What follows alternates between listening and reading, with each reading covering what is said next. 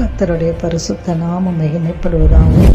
உயிர்த்தெழுந்து வல்லமுள்ள இயேசு கிறிஸ்துவின் நாமத்தினால இந்த கால பொழுதுல உங்களை சந்திப்பதை குறித்து நான் மிகுந்த மகிழ்ச்சி அடைகிறேன். தேவஜனங்களே, இந்த நாளிலே கர்த்தர் நமக்கு கொடுத்திருக்கிற இறை வார்த்தையானது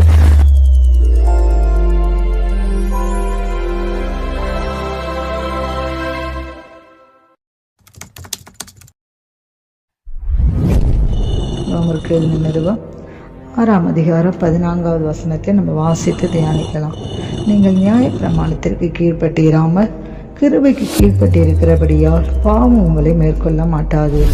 ஆம் தேவஜனங்களே, கர்த்தர் வழுவாதபடி நம்மை காப்பதற்காக வாக்கு பண்ணி இருக்கிறார். அவருடைய பலத்த கரம் எத்தகைய பெரிய வீழ்ச்சியானாலும் சரிதான், அதிலிருந்து நம்மை காத்து நிலைநிறுத்த வல்லமுள்ளது என்பதை நாம் மறந்து போகக்கூடாது.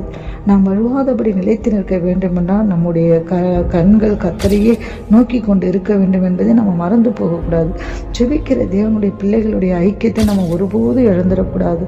நாம் எப்போதும் தேவ சமூகத்திலே நம்மளை தாழ்த்தி கிருபைக்காக நம்ம ஒப்பு கொடுக்கிறவர்களாக இருக்க வேண்டும்.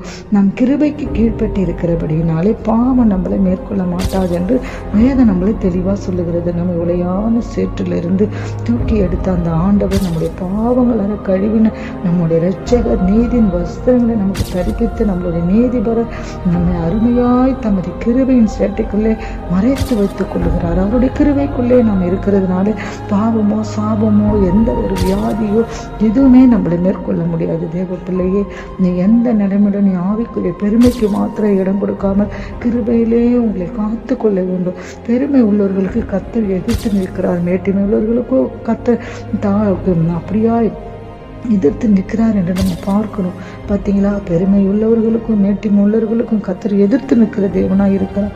நீ பெருமை வராதபடி உங்களை காத்து கொள்வது மாத்திரமல்ல, மனத்தாழ்மையோடும் கூட தேவ சமூகத்தில் நடந்து கொள்ளுங்க.